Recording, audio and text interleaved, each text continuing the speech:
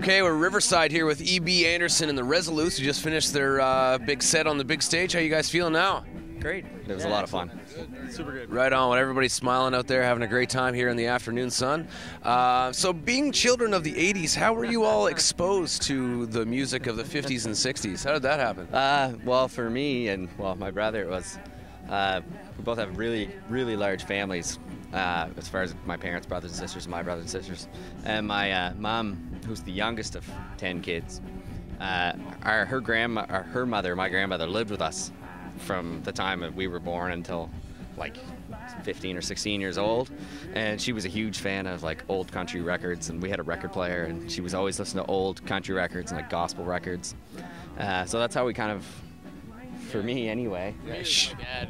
My dad just, I used to go to hockey, he used to play this old country, and I used to turn it off, put on AC/DC, Metallica, and that sort of stuff. But then it's funny because now it's all we play.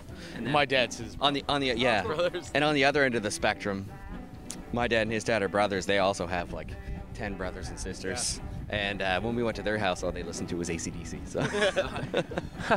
Right on. So yeah, you're a family of musicians as well? I guess so.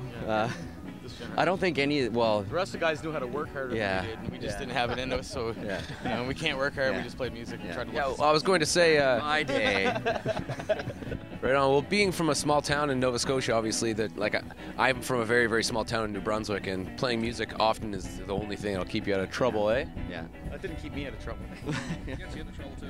Yeah, I guess. But right on. So your debut album is titled Steeltown Blues. Can you tell me where that name came from?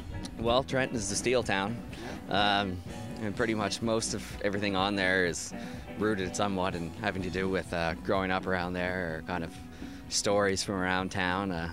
Some of them, whether you want to admit it or not, I guess. There's a couple songs in there that are pretty accurate to the truth. Awesome.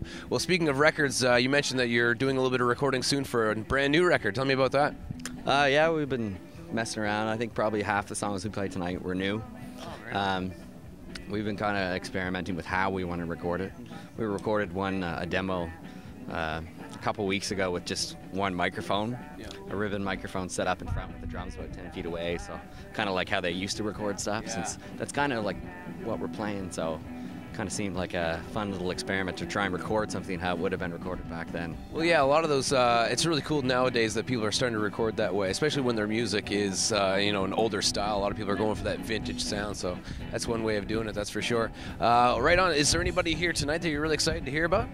Matt Anderson is one. Kim Mitchell, man. Kim Mitchell. You kidding me? Yeah, the stand. Do you guys have a... My rock and roll duty. Yeah. And listen to this guy. Right on. So that's E.B. Anderson and Resolutes. Right on, right here at the Jubilees. Hope everybody's having a good weekend.